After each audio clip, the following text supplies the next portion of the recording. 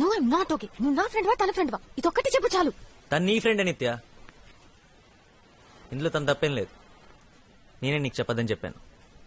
చెప్తే నన్ను ఖచ్చితంగా రావద్దంటావు అని తెలుసు. నేను వెయిట్ చేస్తాను నిత్య. నీ కోపం తగ్గేంత వరకు నేను వెయిట్ చేస్తాను. ఈ ఒక్కరోజే కాదు, ఇంకెన్ని రోజులైనా సరే నీకోసం వెయిట్ చేస్తాను. నేను ఇక్కడికి నీతో మాట్లాడటానికే వచ్చాను. మాట్లాడకుండా వెళ్ళను. ప్రకాష్ ఏంట్రా? రాపోదాం.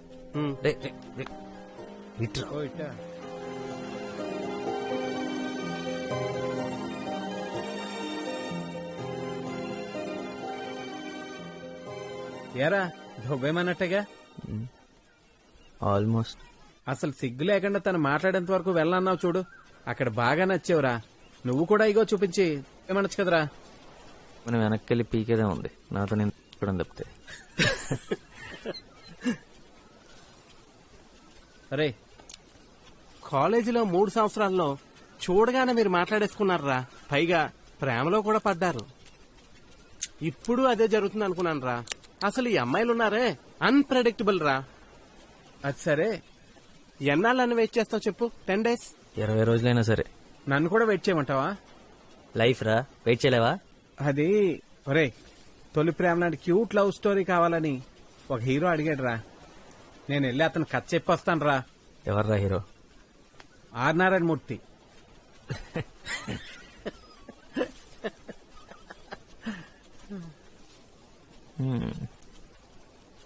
రే నిత్య అన్నీ వదిలేసి ఇక్కడికి వచ్చిందంట.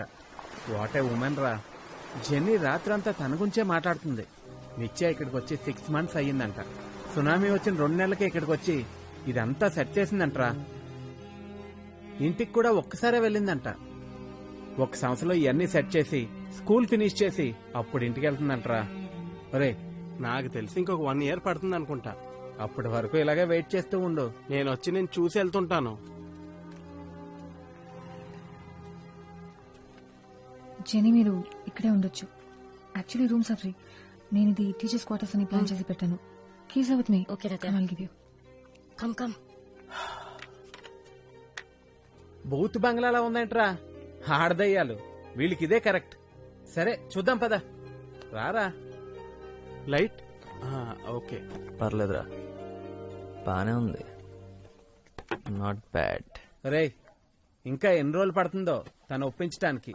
ఇక్కడే బెటరు, లేకపోతే డబ్బులు బొక్క.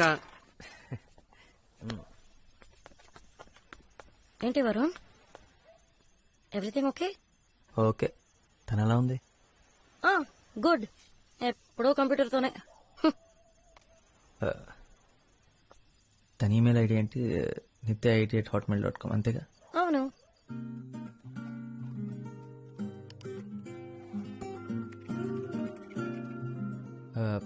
అమ్మా 5 minutes. ఓకే. ఈమెయిల్స్ అన్ని నీకోసం 3 ఏళ్ల క్రితమే రాశాను నిత్య. కానీ ఇప్పుడు ధైర్యం వచ్చింది పంపించడానికి. చదువు. I love you.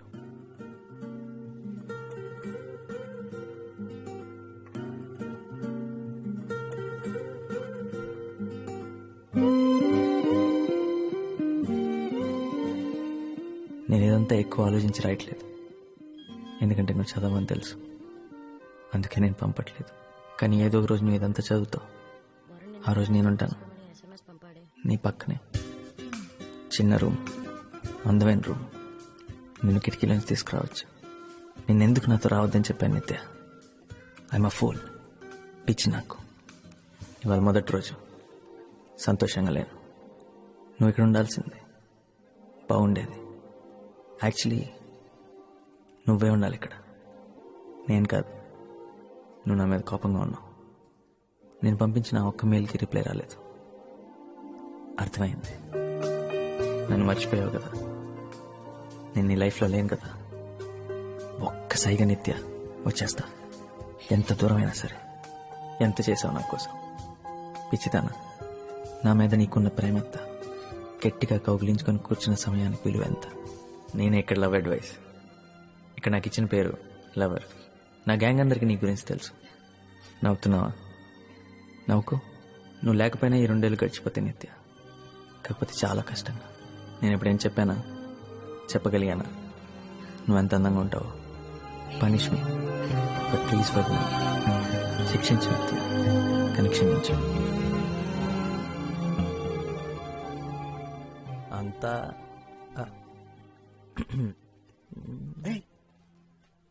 Good morning. Good morning. పదరా పదా. నువ్వెక్కడ దొరికారా బాబు? నా ఈమెయిల్స్ అన్ని చదివావా? 473 ఈమెయిల్స్ అన్ని చదివాను. రాత్రంతా మేల్కొనే ఉన్నాను. పొద్దున కూడా నిద్ర రాలేదు. సారీ, నేను నిద్ర చెడగొట్టినందుకు. And thank you చదివినందుకు.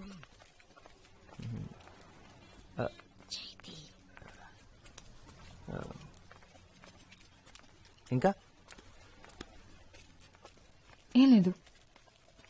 అంటే ఈమెయిల్స్ చదివిన తర్వాత ఏం చెప్పాలి? ఇప్పుడు నువ్వు నాకు బాగా అర్థమయ్యావని చెప్పనా? నీ గురించి నాకు బాగా తెలుసు కదా వరుణ్, చెప్పడానికి ఏమీ లేదు. అవన్నీ అప్పుడే పంపించి ఉంటే బాగుండేది. నీ మనసులో నుంచి వచ్చిన మాటలని అనుకునేదాన్ని. అవన్నీ నా మనసులోంచి వచ్చిన మాటలు నిత్య. ఒక మంచి బుక్ చదువుతున్నట్టు అనిపించింది. నిన్ను వదిలి వెళ్ళిపోయిన తర్వాత ఆ రోజు నుంచి ఈ రోజు వరకు ఒక్కొక్క నిమిషం నువ్వే నిత్య, నువ్వు మాత్రమే.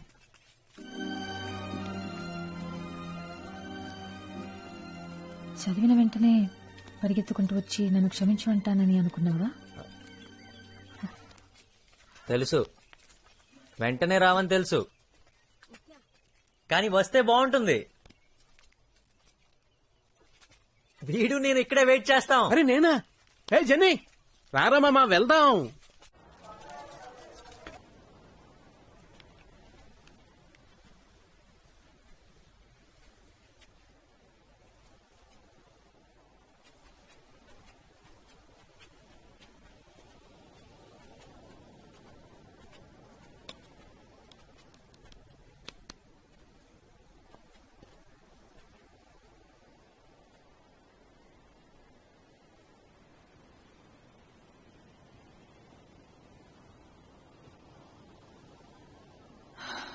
నీకేం కావాలి వరుణ్?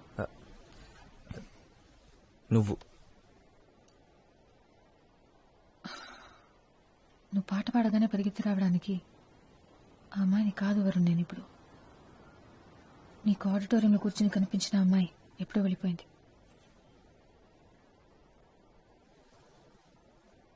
నేను నీకోసం వచ్చాను నిత్య. 1,00,000 సార్లు సారీ చెప్పాను. ఆ మెయిల్స్, అందులో ఉన్న ప్రతి మాట నాదే. ఎన్ని సంవత్సరాల తర్వాత నా మాటలు నావే.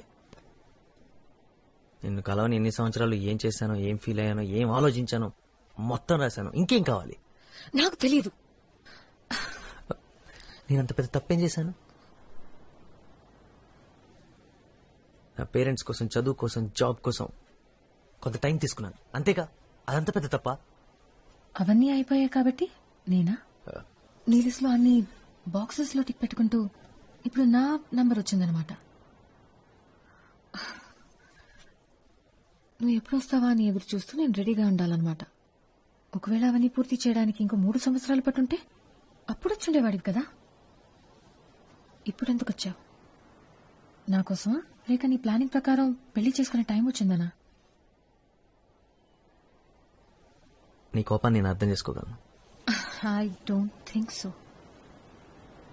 ఇది నువ్వు నేను నిత్య, మనం వరుణ్ నిత్య.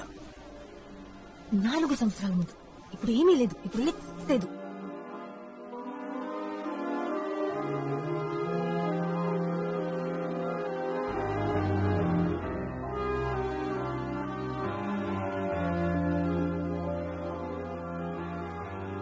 దానికి ఎవరు కారణం? నువ్వు. మళ్ళీ చెప్పు. మన మధ్య అంతా అయిపోయిందని చెప్పింది నువ్వే. ఒప్పుకుంటాను, అలా చెప్పింది నేనే. కానీ చెప్పేలా చేసింది నువ్వు. నీకది గుర్తులేదా? ఆహా. గతం గురించి మాట్లాడకు నిత్య.